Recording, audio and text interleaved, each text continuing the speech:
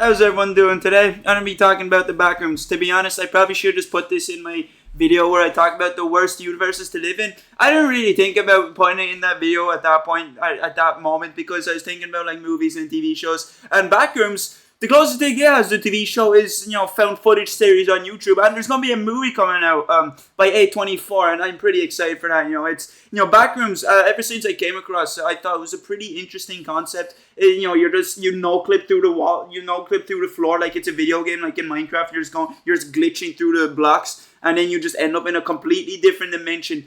It's just you and some entities, and the buzzing, the lights, and just pink, yellow mattresses all over the place.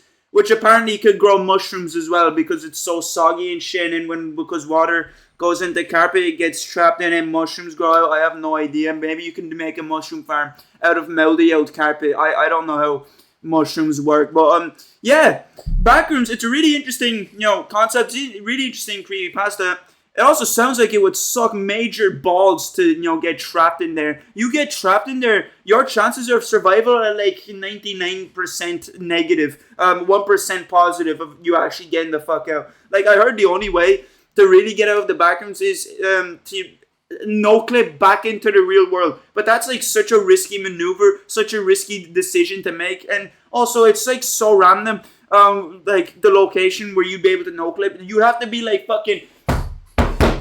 boxing touching every wall, touching every floor. You'd have to like fucking sniff every crevice to make sure that it's real or not. And even if you do no clip, it's not like you just grow up out of the ground like a tree and you're like back in normal, back in civilization, time to go make dinner for my wife and kids. When you no clip from the backrooms, it's pretty random where it's gonna spawn you, because in this series, when your man did no clip from backrooms, when he just fell flat onto the ground and ate shit, he ended up falling out of the backrooms and actually fell into the real world. But it's like he jumped out of an airplane because he wanted to kill himself, because when he fell out of backrooms, he just spawned in midair and he went tumbling all the way down to the ground and died. So even if you do no clip from the backrooms, there's still a chance you're gonna die. You would have to be pretty fucking, like, luck would have to be on your side, to survive being no clipped out of the backrooms. You'd have to be like lucky to fall a couple of feet onto the ground, or maybe at least, or even like fall from like the height of a building. At the very least you're gonna have a couple of broken ribs, a couple of broken legs, but hey, at least you're not trapped in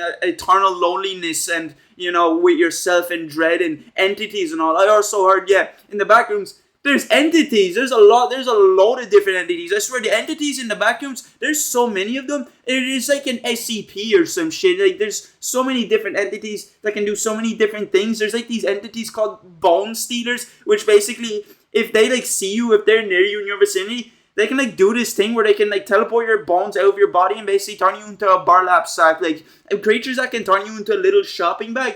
Sounds insane and also pretty scary. It's like you can't do anything about it. You're just gonna be like a pile of like goopy flesh, just a human jelly on the ground with no bones or anything. It's like, how would that even work, actually, by the way? You like don't have your bones? Do you still have your organs now? Like, would you still be alive? Because technically you have all the organs and shit you need to be alive. You just don't really have a physical form. Oh, that sounds like it would suck ass. You'd basically just be a fucking piece of shit, like a slime on the ground. That's just your existence. It's kind of like, imagine, right, you're not able to die, but you can't teleport. So each time you die, you like come back, but you still had the injury you had before. Like, so if your hand gets chopped off and you're still alive, you're gonna have a chopped off arm. Imagine having that power, but you get grinded up in like a meat grinder or a mulcher or whatever the shit. You're just a pile of flesh on the ground, and you're still alive. That just sounds like a horrible existence as well. There's also these things called smilers, which they have to like stay in the dark. You have to stay in the light, and they're always going to be chasing you. Basically, it's in the darkness, and they're just smiling at you. And there's a bunch of different entities. There's like the one in the main found footage thing. I don't know what it's called. It kind of looks like Siren Head's younger little brother with dwarfism. It's called like the bacteriophage or whatever. It's like called the camera monster. That monster's pretty scary. On the walls, the first thing you really see is don't move. It sees you, do not move. What does the character do? He starts sprinting like he's Usain Bolt trying to run a race. To be honest, I wouldn't blame bro, because like you hear a monster out of nowhere, it's like shock, adrenaline, all just pumping you up. And fight response kicks in. That creature was terrifying. He's like fucking as tall as my door, probably even taller. So yeah, you're alone with creatures and all, and there's no civilization or anything. It's just levels or levels. Like even if you do manage to escape the first level in the back rooms, you're gonna end up going into another level. It's like Super Mario Bros, right? But a Nightmare Edition. It's like each level just gets more scarier. There's some like crazy ass levels as well. I heard there's like a level where when it's like nighttime, it is pitch darkness and it is full of like the most rancid, most aggressive creatures ever. They will maul you and come at you like a dog with rabies. It does not sound great at all. Like it's pretty. I really do. I really do like the Backrooms. I haven't watched a video or read anything up on them for a while. I should. They're pretty interesting, but it's just so much shit to it. So much convoluted stuff. I'm not even sure if half of it is real, by the way. Like, I'm fairly sure most of the entities and most of the levels are like fan-made, like stuff that fans have been adding to the community, just making up their own ideas and shit. I think that's pretty cool. I'm fairly sure what is originally supposed to be is that you're just alone in like this yellow-ass mattress room with like mushrooms growing, and that's basically like the scary thing about it. It's like you're just alone in this dimension, and apparently also, probably the worst thing with the dimension actually, is that the levels are constantly shifting. So like you're walking along, you're taking a hike, you're knackered, you have none to eat or sleep, or none to eat or drink, and you haven't slept for several hours. You go to take a nap, you wake up, there's a door in front of you. Now it's just like somewhere 50 feet away from you. That sounds like it would suck. That escaping from a place like that is next to impossible. It's kind of like the infinite IKEA in SCP, where once you go into the IKEA, it's basically you're just haven. You live in a big, massive ass shop, and the location of like the exit changes every time. It's unpredictable. You can't predict where anything is gonna be, and you're just alone with your thoughts or with entities. And also, even if you do manage to find some people, there would be a chance where you go into a level and there'd be like a group of people that are trying to survive like you. What if they're just psychopaths? What if I find, instead of like Dora the Explorer and her friend groups, what if I just find Negan and his friend group? Well, then I'm like ultra mega super duper fucked, because they're just gonna look at me and be like, right, so that's another guy we don't know. Who is this guy? Also, why should we care about him if we don't know him?